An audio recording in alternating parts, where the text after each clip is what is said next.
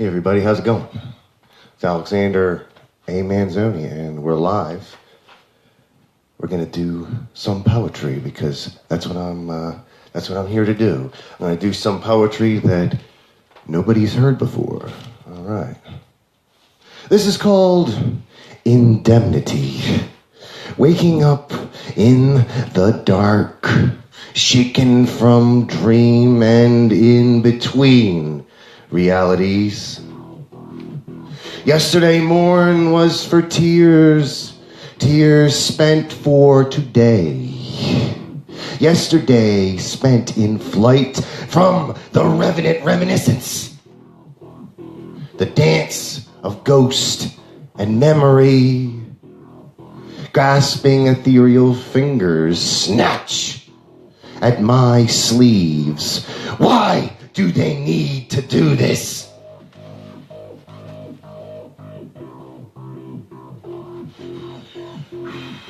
Am I not in repentance?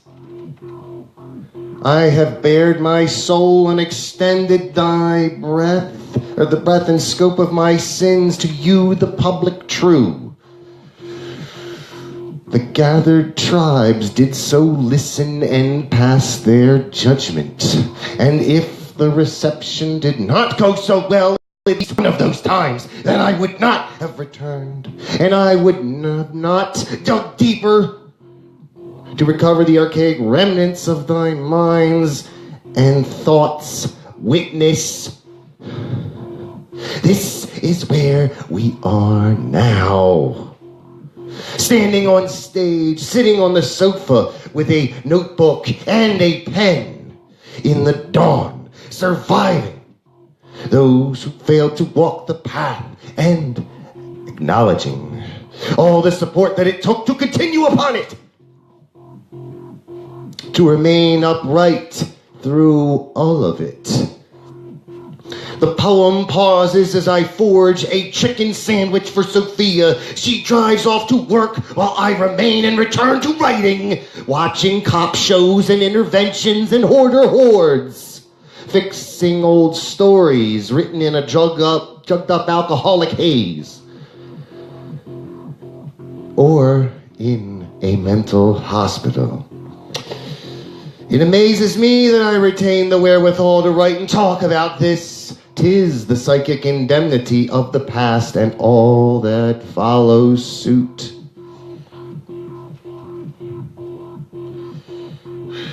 Here is my truth.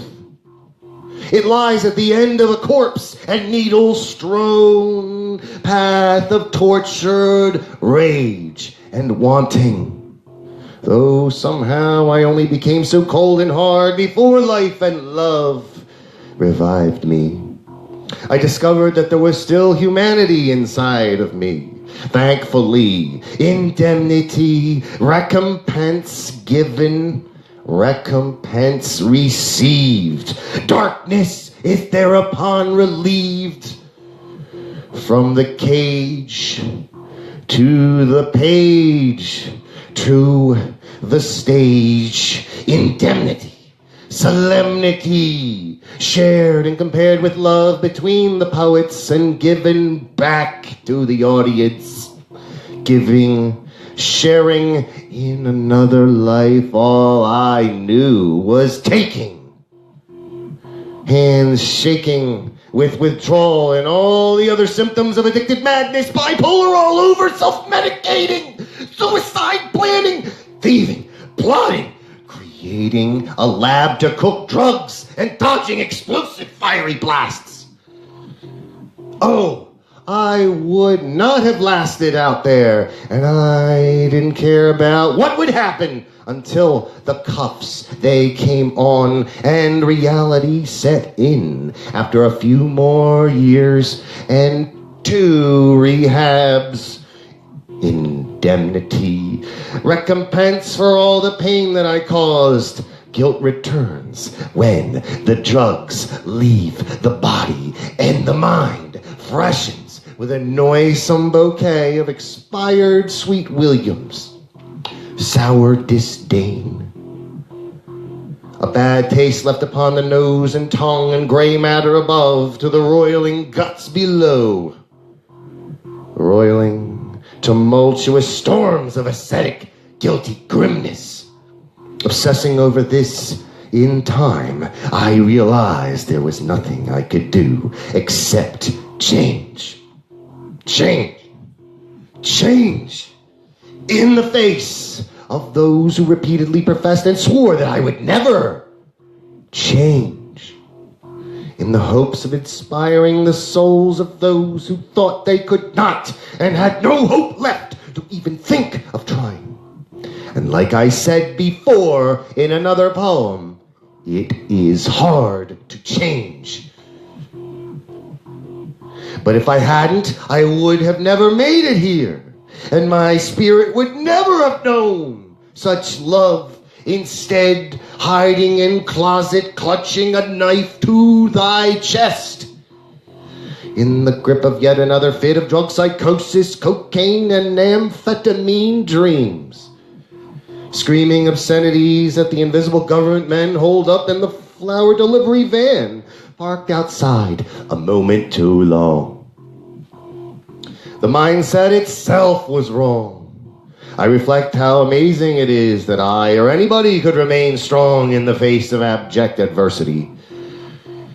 The University of Horrors, the University of the Streets, the University of Defeat, iniquitous, anamnesis.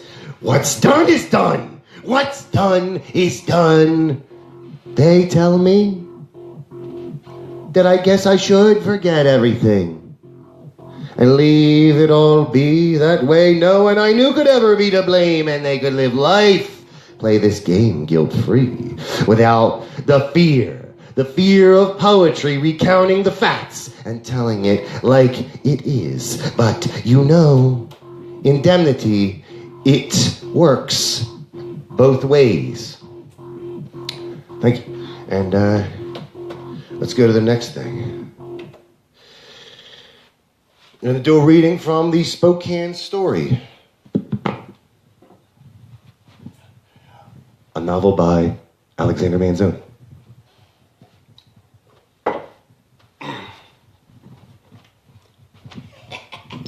How's everybody doing out there? Great. All right. Spokane Story, Book 1, Chapter 0, Prologue, Walmart, Sprague Avenue, Thursday, November 20th, 2014, 3 o'clock p.m. Pete Scarborough and his father, Amos, slowly traipsed down the aisle towards checkout with their shopping cart. Inside was a baby stroller in a box. The cheapest, biggest one the store had left on the shelf, though admittedly the stroller had been emptied and discarded from the container. Their rudimentary chemistry supplies had since run low. It was time to restock on some of the more essential items, at least the items that weren't kept behind the counter. Batteries, camping fuel, a 3-gallon jug of porch cleaner, automotive starter fluid, distilled water, a pool pH testing kit, lye, those kinds of things. And then there was the other stuff they threw in for the hell of it. Cans of soup, canned corned beef, canned chunk light tuna in oil, yellow rubber gloves, and some tins of cat food. "Why do I gotta be doing this again?" Pete complained to the old man. "Because we're in this together, boy." "Oh, yeah?" "Oh, yes. In for a gram, in for a kilo. That's what I say." The old man grunted and beckoned Pete to pick up the pace with the cart. "This cart you picked is a piece of shit with its wobbly-ass wheel," said Pete. "All you ever do is complain," protested the old man. Pete suddenly stopped pushing the cart. A couple walking behind them accidentally bumped into him. They apologized and continued on whilst Pete stood there. His father watched him with a sense of irritated bemusement. Hey, you think they're on to us? Pete asked. Don't think so. I think we're in the clear so far. And for that matter, I don't think they give two fucks about what we're doing. In the clear? Pete huffed, looking about the store nervously. That's a good one. We're not out the door yet. When you think of a better idea to get all this stuff at once, go ahead and tell me. I'm all fucking ears. If it weren't for this little trick, we'd be out of business before the crows could shit at sundown. Now shut up and try to act normal for once. Can you do that? Can you do that, son? Do you think that's possible with all the goddamn dope you're on? Yeah. Kids these days. Shit. You don't know your ass from a hole in the ground. Fuck off, son, before I choose to put some hurting on you. They finished the gathering of inventory, and thereupon stood in line behind a morbidly obese, androgynous land whale in a disgustingly overstretched purple t-shirt with a cart packed to the brim with 24 packs of Diet Pepsi. The next few minutes painfully went crawling by. Then suddenly a tinge of fear crept up Pete's spinal column, striking each vertebrae with lightning bolts of a radically disconcerting activity. Had one of the store dicks made him? Made them? Calm down, boy, said the old man through the corner of his mouth. He uttered a stale platitude from Alcoholics Anonymous. Easy does it. I should have took a Xanny. You know, I offered, but you said no. Shh, shh. Shush yourself. Don't you shush me. I'm your father. The clerk greeted them, an acne vulgaris-ridden twerp whose name tag proclaimed his title as customer service associate, and his name was Philip, with 2 Y's. Hi, folks. Are we doing well today? Asked Philip with his mouth full of goofy, uneven teeth braced with metal and periwinkle blue rubber bands. Oh, yeah, we're doing about as good as she's gonna get, remarked the old man. That's good, that's good. Did you find everything all right? Oh, we sure did, said Pete, looking away, not meeting Philip's gaze, as if he were the Medusa of Greek mythology, or basilisk, or cockatrice. Cockatrice. Oh, the door, the exit to escape, it seemed, but only an unladen swallow's flight away. The box containing the quote-unquote stroller was positioned with the UPC carefully facing towards the register. That way, all Philip needed to do was lightly go over it with the pricing laser. Little did the Scarboroughs know that the jug of hydrochloric acid had sprung a leak at the juncture of the cap and bottle neck. Quite some time previous to that exact moment, the old man had briefly thought that something in the air was off. It smelled somewhat akin to rotten eggs befouled by time. The old man mistakenly attributed it to his son's consumption of an entire Zips Wrangler, a very large and very Western burger, if there ever was one, earlier that afternoon. While Pete did not notice the smell at all because his mucous membranes were fried from doing hot rails, a practice whereupon one snorts a line of meth with a glass or metal tube heated with a butane torch. With that in mind, the father and son team continued unabated and unmolested through the checkout process. That is, until the bottom fell out of the box on the way out the door, right in front of the elderly greeter. Acid spilled everywhere. Okay. Dissolving everything in its path, melting shoes. Boy, I told you to make sure those caps were on tight! The old man yelled with pathological scorn and disdain. I thought I did. The greeter, an old man who was much older than the old man, tried weakly to stop them, saying, "Hey, you two! Where do you think you're going?" "Fuck off!" snarled the old man, as he gave the shopping cart a quick burst of acceleration and barreled through the greeter. The two cooks, father and son, they made their escape. The swiftness of their departure surprised everybody that was working on the shift that night. To the general manager, they later related, "I don't know, it was like they were there and then they were gone, like gone in a cloud of acid."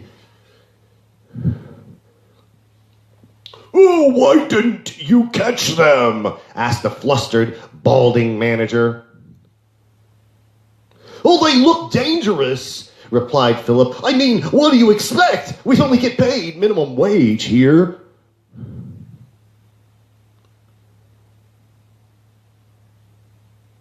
Well,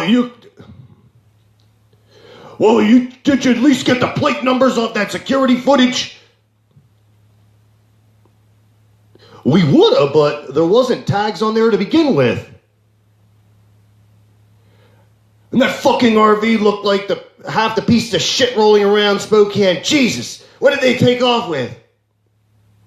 "Well, maybe 150, 200 worth of camping supplies, batteries, the acid, obviously." "Ah," said the manager, scratching his chrome dome anxiously. "Must have been used for cooking meth." "Seems that way."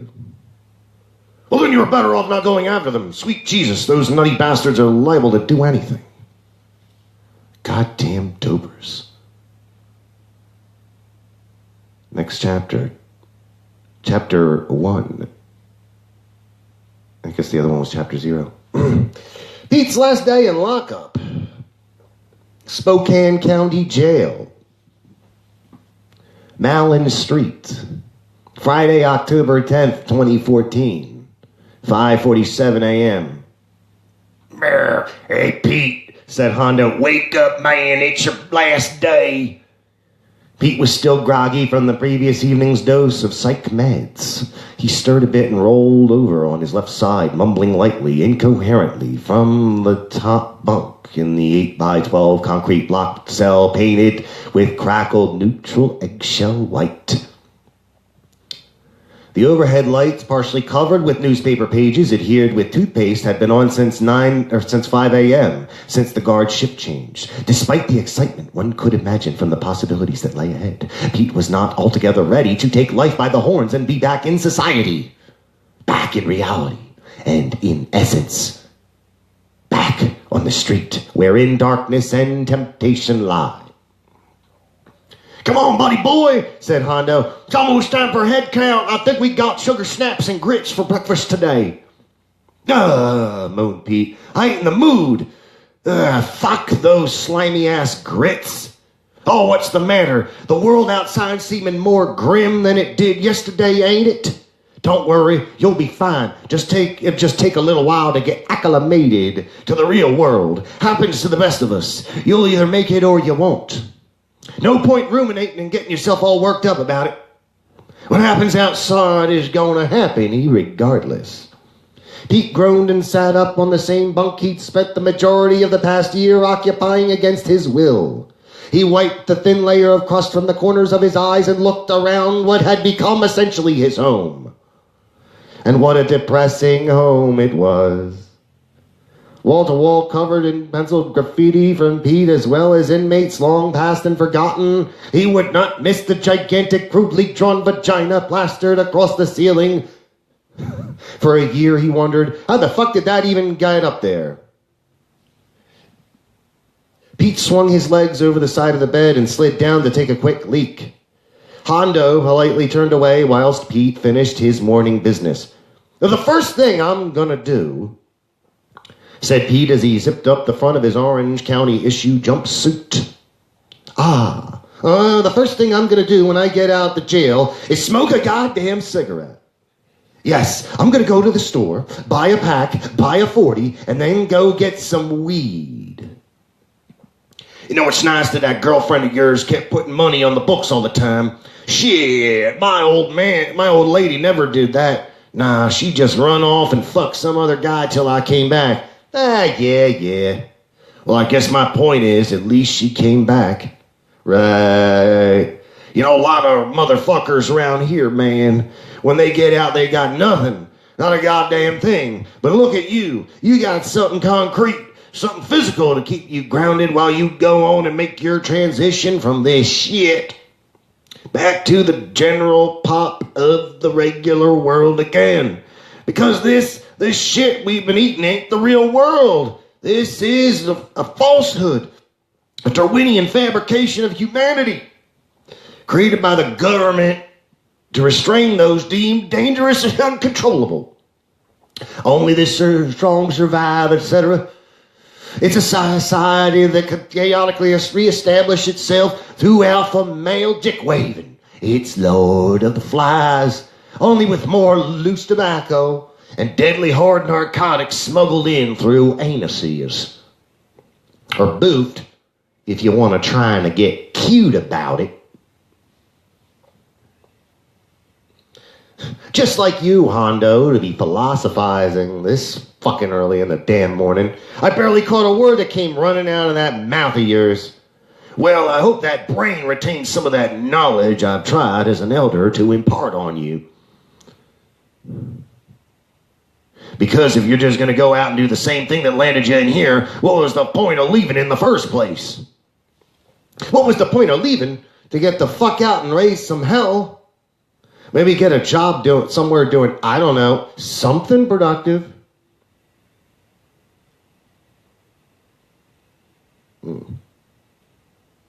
Maybe construction. Who knows? I haven't been out of jail and off probation at the same time since before I turned 18. This will be a whole mess of fun. Almost as fun as having squirrels in your ceiling. All right, back to the story. I bet it will. Meanwhile, I'll keep your bunk warm for you, supposing you'll be back before the end of 2-3 months tops. Fuck you, Hondo. Suck my dick. Goddamn little Peckerwood. Who knows, maybe in time I'll even miss you, you haggard-looking, stank-ass son of a bitch. On second thought, no, I won't. Never mind. Pete slipped on his ill-fitting shoes that were placed tidily under the bottom bunk and went over to the facsimile of a window. Small blurred panel at the back of the cell, the same panel he watched 4 seasons go by through. All one could ascertain from gazing through this pointless turned-over rectangular portal was whether it was day or night or not.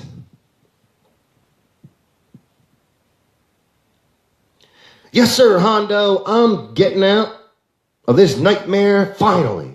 And tonight, I'm gonna really raise some hell.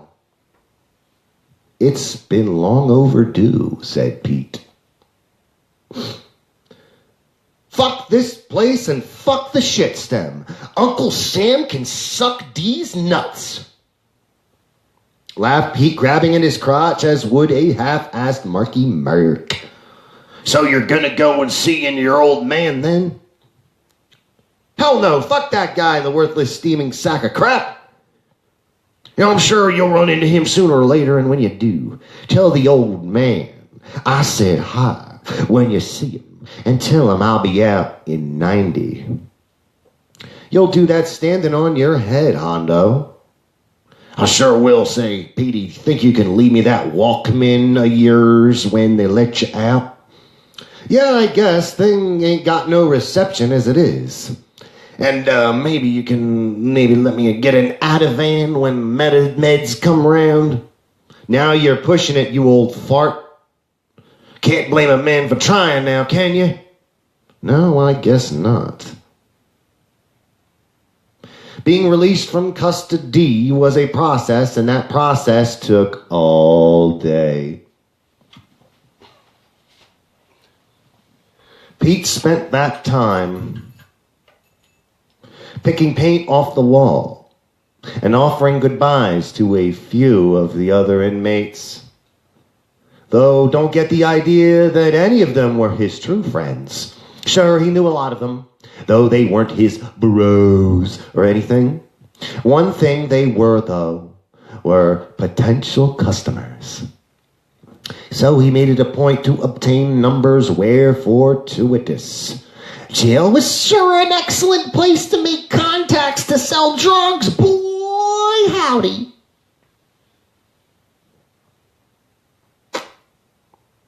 He got held up, though.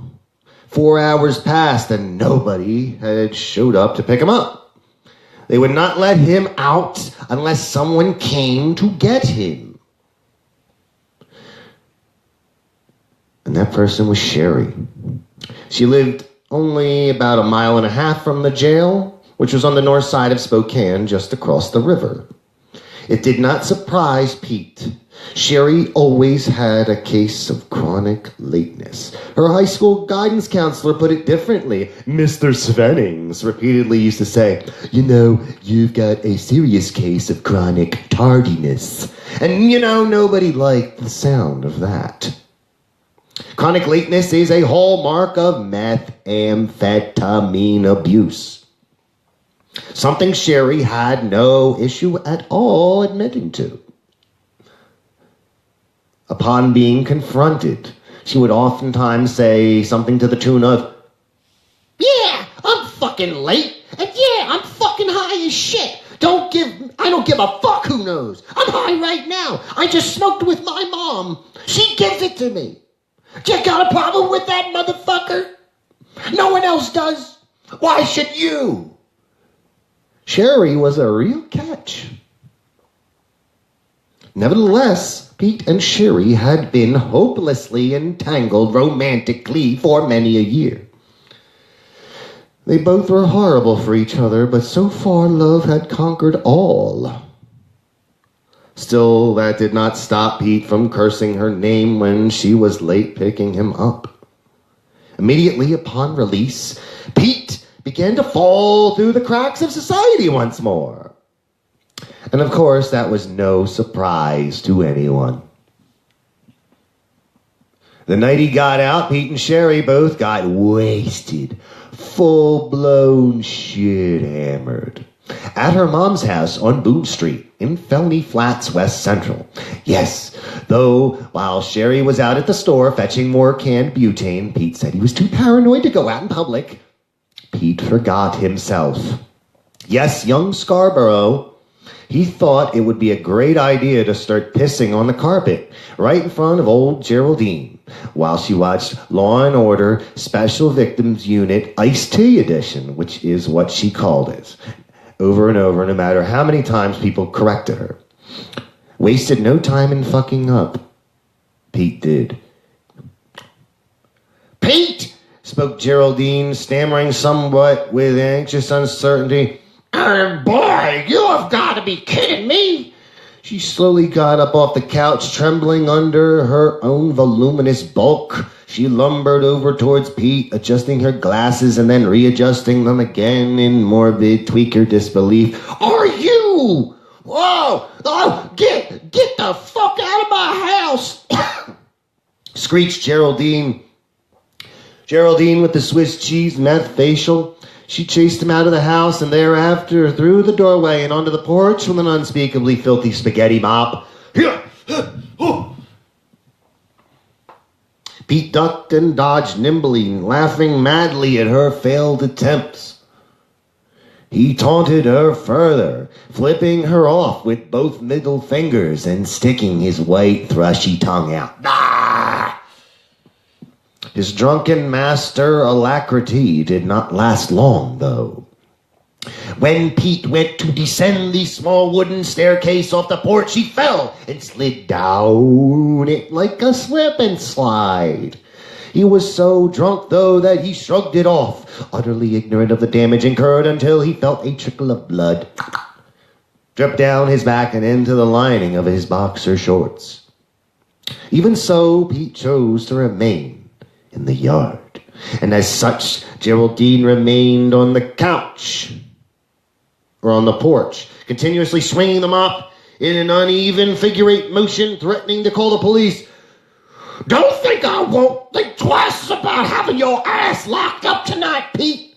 Oh, fine, I'll go, muttered Pete, drunkenly staggering through the unkempt front yard full of branches and decaying lawn debris. He was unaware of it, but he had stepped in dog shit more than once.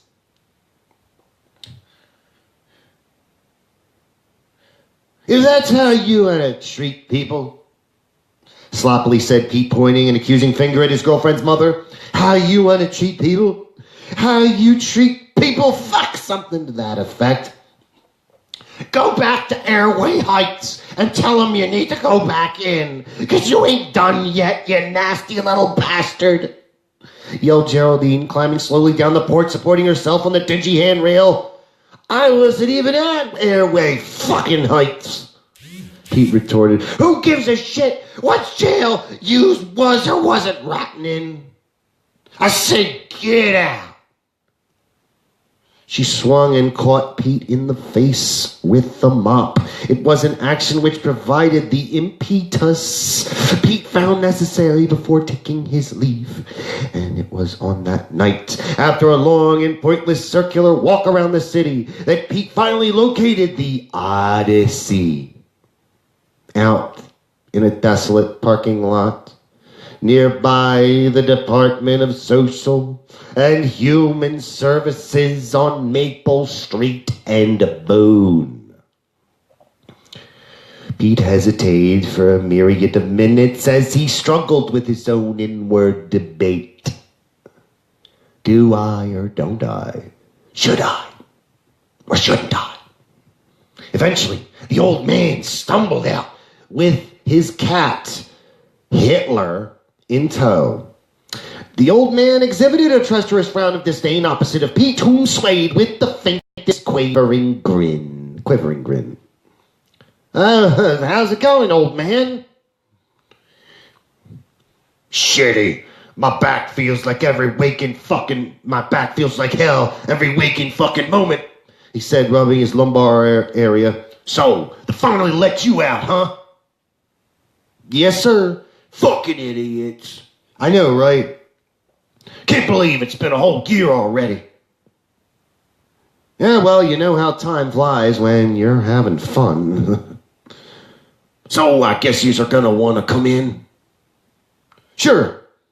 I think we got a lot of catching up to do. You're damn right, son, said the old man as he turned and beckoned for Pete to follow. Say, I feel stupid for even asking, but do you got a job? Nope, Pete said as he entered through the rickety screen door and closed it shut behind him, making sure to slide the latch and lock it tight. Not at all. Now make sure you lock that door in behind you. I already did. Are you sure? The old man asked loudly. He turned and looked over his shoulder to visually confirm that Pete had indeed done what was said. Yes, God damn it, Dad, you're already fucking starting. Bah, that's just how the old man is. That's how my brain's wired. Deal it or go fuck yourself. I'll deal with your shit the way I feel like. If that means I gotta slap you around a little, then so be it. I ain't playing with you no more, old man. Is that so? Yep. Well, it sounds like you got a bit harder while yous was in lockup. Maybe I did. I guess that means I shouldn't fucks with you as much. Might be a good idea, old man. You know, I was just reading about this way to make Opana out of my Percocets. No shit? Yeah, just need a little bit of the blue palladium. What the hell is that? I don't know, said the old man, shrugging. Some crazy shit. And then, after that night, officially it was on. All bets were off. And whoever had a problem with it, well, fuck 'em. To hell and back. And that's the Spokane Story. Live. Hope everyone is having a good day and having a good week. I've been very sick, so I haven't been able to go out and do things as much. I know it looks like I got all kinds of energy right now, and I do all kinds of stuff, but Probably by like 5, 6, 7 o'clock, I'm just not complete opposite, but I'm not doing well. Just constantly ill every day of my life. But I'm doing what I can and trying to make as many of these events as I can and read publicly as much as possible. And when I can't, there's things like this. Yeah, how about that? So I want to thank everybody for watching and have a great day. Have a great day. And if you see any RVs parked on the side of the road and some crazy guy comes out and asks you to go over to Walgreens and buy some pseudoephedrine, get me some Sudafed and bring it back here, don't do it. Okay? Don't do it.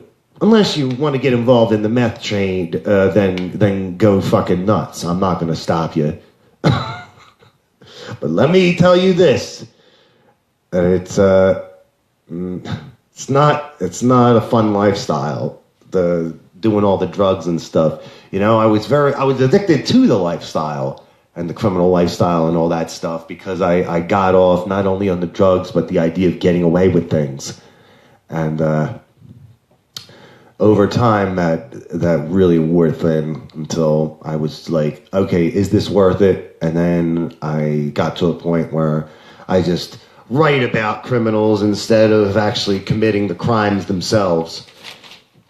And that's a better way to go about doing it because nobody's going to arrest me for doing that.